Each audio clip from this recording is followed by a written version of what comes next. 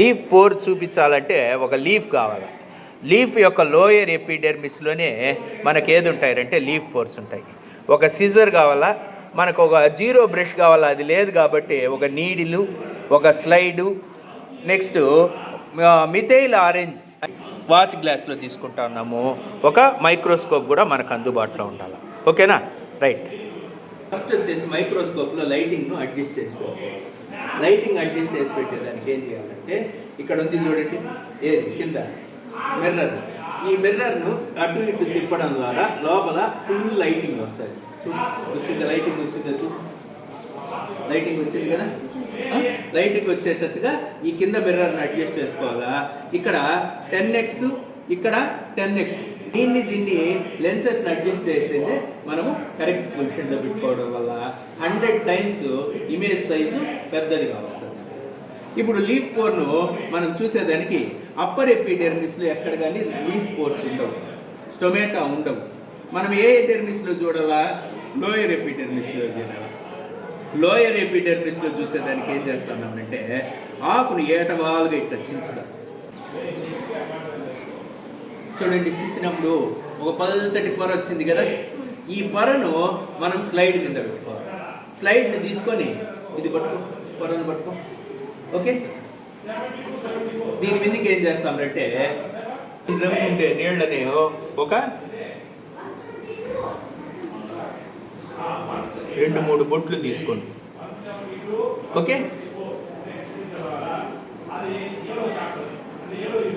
తీసుకొని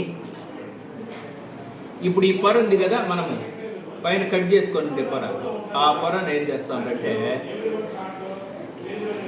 okay, scissor మీదకి వచ్చింది కదా పొర, చూసినారా? ఓకే, ఈ పొరను నీడిల్ సహాయంతో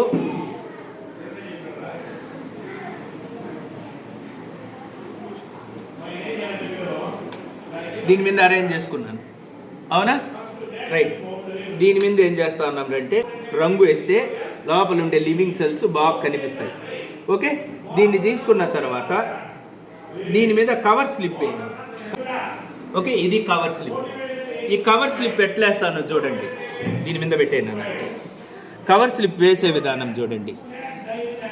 ఓకే, ఇట్లా పెట్టి 40 degrees యాంగిల్లో ఎయిర్ బబుల్స్ రాకుండా కవర్ చేసి లైట్గా దీంతో కొట్టి ఎక్సెస్ ఆఫ్ వాటర్ ఉంటుంది కదా, ఆ ఎక్సెస్ ఆఫ్ వాటర్ని ఏం చేయాలంటే బ్లాటింగ్ పేపర్తో,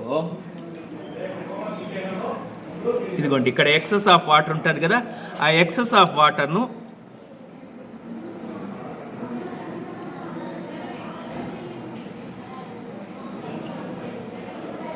ఓకే తీసేస్తా ఉన్నామా. ఎక్సెస్ ఆఫ్ వాటర్ మీరు కానీ గమనిస్తే లోపల ఒక ఎయిర్ బబుల్ వచ్చింది. ఓకే, ఆ ఎయిర్ బబుల్స్ రానికుండా జాగ్రత్త తీసుకోవాలి. ఇక్కడ ఒక ఎయిర్ బబుల్ ఉంది చూడండి. ఓకే, ఈ ఎక్సెస్ ఆఫ్ వాటర్ని అంతా మైక్రోస్కోప్ కానికుండా ఏం చేసేయాలా, బ్లాటింగ్ పేపర్ పెడితే అది పీల్చుకునేస్తుంది. Okay, right. ఇప్పుడు దీన్ని మైక్రోస్కోప్ కింద స్లైడ్ను అరేంజ్ చేస్తాం. మైక్రోస్కోప్ కింద స్లైడ్ని అరేంజ్ చేసిన తర్వాత